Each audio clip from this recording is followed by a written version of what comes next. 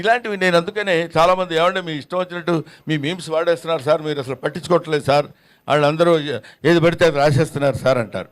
అంటే నేనేమంటున్నానంటే ఒక మాటలో చెప్పాలంటే మీమ్ గాడ్ అని ఇందాక చదివారు. మీమ్ గాడ్ అనే పేరు ఎలా వచ్చిందంటే నాకు ఇంతమంది మీమర్స్ ఉండబట్టి వచ్చింది. వీళ్ళు లేకుండా నా మీద ఎందుకు అనొద్దు, అలా అనొద్దు అని నేను అనున్నట్టయితే Brahmanandam old comedian, fade out comedian అయి ఉండేవాడు. నన్ను బతికిస్తుంది, ఇప్పటి వరకు ప్రజల్లో నన్ను నిలబెట్టింది మన మెంబర్స్, యూట్యూబర్స్, వాళ్ళందరికీ నా హృదయపూర్వకమైన నమస్కారాలు తెలియజేస్తున్నాను.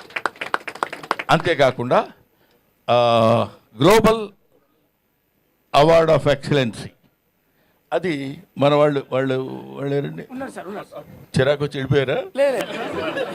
లేదు, వాళ్ళు అజయ్ కుమార్ అండ్ మనీష్, వీళ్ళు ఏమంటే మీరు ఇన్ని సినిమాలు చేశారు, మీరు ఎన్ని సినిమాలు చేశారో ఆ రికార్డు దుబాయ్లో జరుగుతున్న సన్మానానికి ఇస్తామండి, ఇక్కడ జరుగుతున్న ఈ సన్మానానికి మీకు సర్టిఫికెట్ మాత్రం మేము ఇంగ్లాండ్ నుంచి తెప్పించి అక్కడ అప్రూవ్ చేసుకొని మేము ఇక్కడ ఇస్తామండి అన్నారు. అనగానే పెద్ద మనసుతో ఈ మన సేని ఇన్ఫ్రా వాళ్ళు, పేరం వాళ్ళు అంగీకరించి ఈ స్టేజ్ మీద ఇవ్వడానికి నా వాళ్ళు యాక్సెప్టెన్స్ ఇచ్చారు, వాళ్ళకి థ్యాంక్స్ చెప్తున్నాను. అలాగే మీ గ్లోబల్ రికార్డ్ ఆఫ్ ఎక్సలెన్సీ వాళ్ళకి నా హృదయపూర్వక నమస్కారాలు తెలియజేస్తూ, అలాగే ఇక్కడ నా తమ్ముడు మిస్టర్ అజయ్ కుమార్ ఫ్రమ్ వరంగల్, అతను అద్భుతమైన కళాకారుడు. నువ్వు ఎవరిని పడితే అద్భుతమైన కళాకారుడు అంటావు ఏంటని అనుకోవచ్చు మీరు, నేను ఎవరిని అన్ను, ఎందుకంటే అద్భుతం ఉంటే తప్ప. అతను సూది ఉంటుంది కదా, సూదికి ఒక చిన్న హోల్ ఉంటుంది దారం కూర్చడానికి, దానిలో ఒక అద్భుతమైనటువంటి బొమ్మలు చెక్కి మనకు క్లియర్గా కనపడేటట్టు చేయగలిగినటువంటి మహా కళాకారుడు ఆయన. అదిగో ఎదురుగా ఉన్నాడు అజయ్, మీరు ఒకసారి స్టేజ్ మీదకి రండి.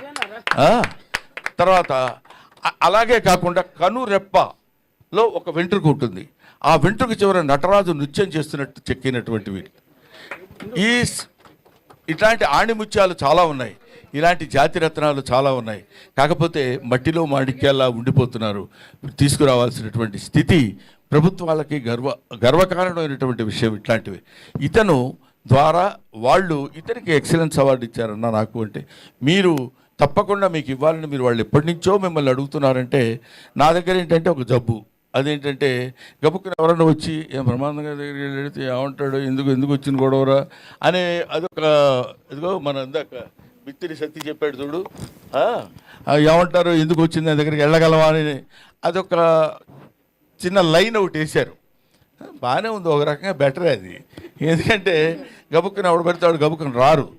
సరే, అలాగా నా దగ్గరికి వచ్చి మీకు ఈ అవార్డు ఇవ్వాలని మేము కోరుకుంటున్నామండి అంటే వాడికి ఇలాగా ఎంతమందికి అని ఎందరో మహానుభావులు అందరికీ నా హృదయపూర్వకమైనటువంటి కృతజ్ఞతలు నేను తెలియజేసుకుంటున్నాను.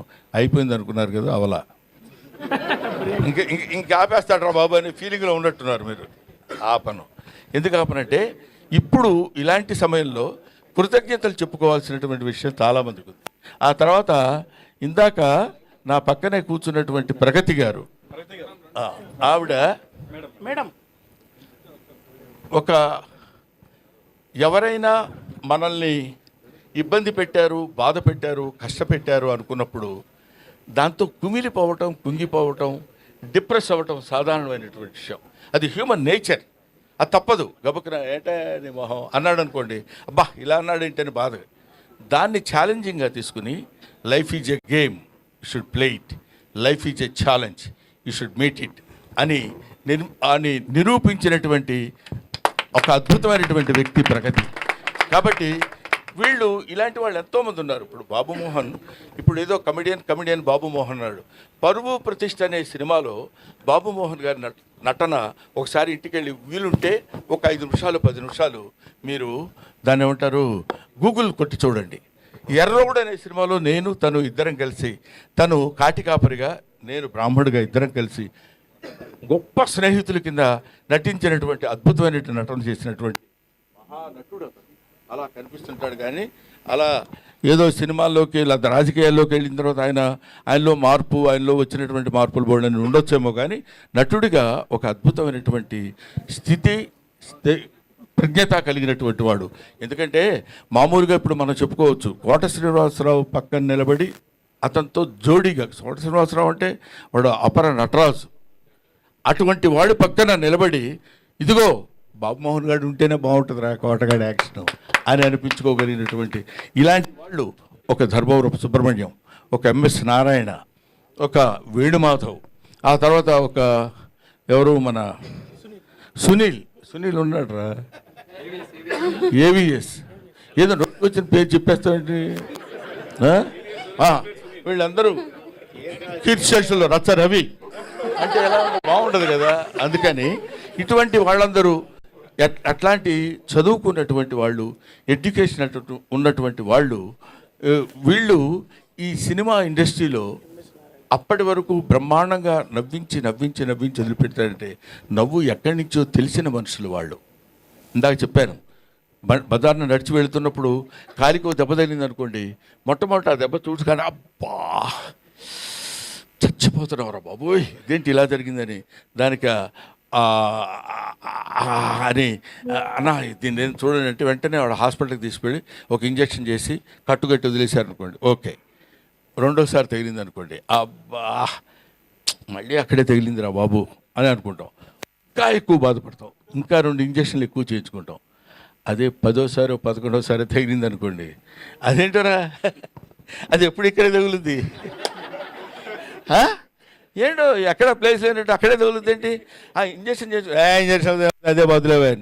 అక్కడి నుంచి అంతటి విషాదం నుంచి కామెడీ పుడుతుంది. కాబట్టి ఆ కామెడీ నేర్చుకొని మీ అందరికీ పంచిపెట్టేటువంటి ఈ హాస్య నట బృందాన్ని, మీరందరూ హాస్యాన్ని, ఎందుకంటే ఒక హాస్యం ఎంత గొప్పదంటే ఇంకా నేను చాలాసేపు చెప్పగలను, మరీ ఇంత హింసించకండి సార్, వాళ్ళు భోజనాలు పెడుతున్నారా ఉన్నాయంట, అయితే పర్లేదు చచ్చినట్టు వినాలి మీరు. ఎందుకంటే హాస్యం ఎంత గొప్పదంటే, ఇప్పుడు మనం సినిమా చూస్తున్నాం అనుకోండి, సినిమా చూస్తున్నప్పుడు అబ్బా హీరో ఏం యాక్ట్ చేశాడు రా, బ్రహ్మాండంగా చేశాడు, సినిమాలో అద్భుతంగా నటించాడు అంటాం, హీరోయిన్ సూపర్ రా అదిరిపోతుంది అనుకుంటాం, సీనరీస్ చాలా బాగున్నాయి అంటాం, విలన్ అదిరిపోయేటట్టు చేస్తున్నాడు అంటాం అని ఇంటికి వెళ్ళి కూడా మాట్లాడుకుంటాం. కానీ కామెడీ ఇక్కడ కూర్చొని గంభీరంగా అలా ఉండి ఇంటికి వెళ్ళిన తర్వాత వాడు కామెడీ బాగా చేశాడే అని అనం, అక్కడ చచ్చినట్టు నవ్వాలి. అలా నవ్వించగలిగిన వాడే కమెడియన్, అలా నవ్వించగలిగిన వాడే రియల్ కమెడియన్. ఇట్లాగా ఇలాంటి కమెడియన్స్, ఇలాంటి వాళ్ళు నాకు తెలిసి అన్ని భాషల్లో కమెడియన్స్ ఉన్నారు, కానీ తెలుగు భాషలో ఉన్నంత వైవిధ్యం కలిగినటువంటి హాస్య నటులు చాలా తక్కువ మంది మిగతా ఇండస్ట్రీస్లో ఉన్నారు. We feel proud to say that we are the comedians of Telugu film industry. ఎవడగోల వాడుది సినిమా